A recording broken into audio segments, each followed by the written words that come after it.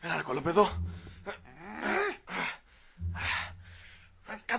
Κάτσε ρε, μου δαγκώνεις το πόδι ρε.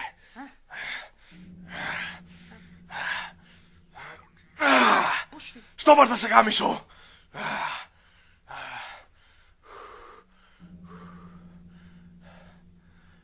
Και να θυμάσαι γε μου, να το βαράς πάντα στα αρχίδια.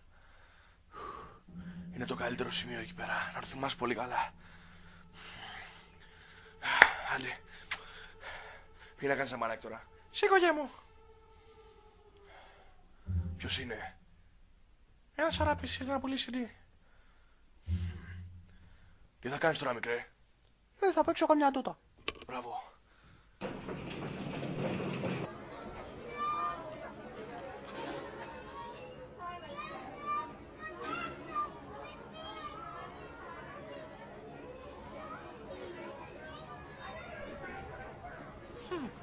Βλέπω έφερες καινούριο αράπη, Βασίλισσά μου, δεν είναι αυτό που νομίζεις. What's up, νικρά?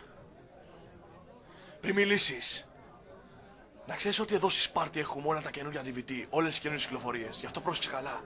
Πρόσεξε καλά τι θα μου φέρεις. Λοιπόν, ποια καινούργια ταινία έχεις? Τζον Ράμπο 5. Είσαι τελείως μαλάκας ή αυτό νομίζω εγώ? Ήρθες μέχρι εδώ μόνο για το Ράμπο?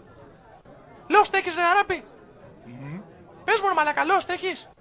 Ποια σεζόν? Ποια σεζόν ρε μαλάκα? Τη τέταρτη σεζόν την έχεις, Έλα εδώ, γάμισε έτοιμα. Έλα να πούμε. Έχω όλες καινούργιες ταινίες και καινούργιες σειρές.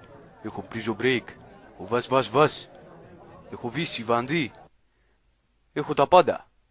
Ό,τι θέλεις. Έχω και ακατάλληλες ταινίες. Μόνο 10 ευρώ για σένα, Λεωνίδα.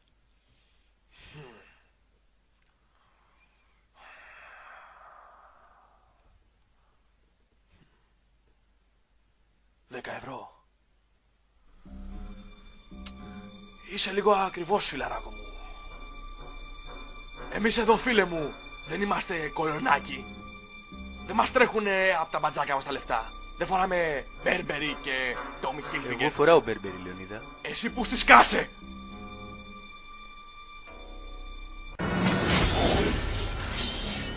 Ούπα, άραξε. Θα θέλεις 5 ευρώ.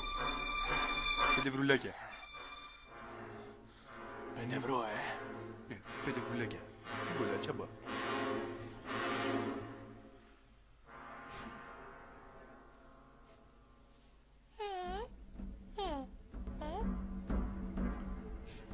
€5.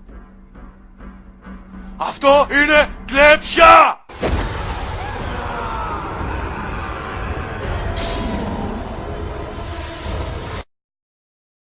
Λέω στέκεις ρε μαλάκα. Πες μου ρε, έχεις Lost. Ποια σεζόν?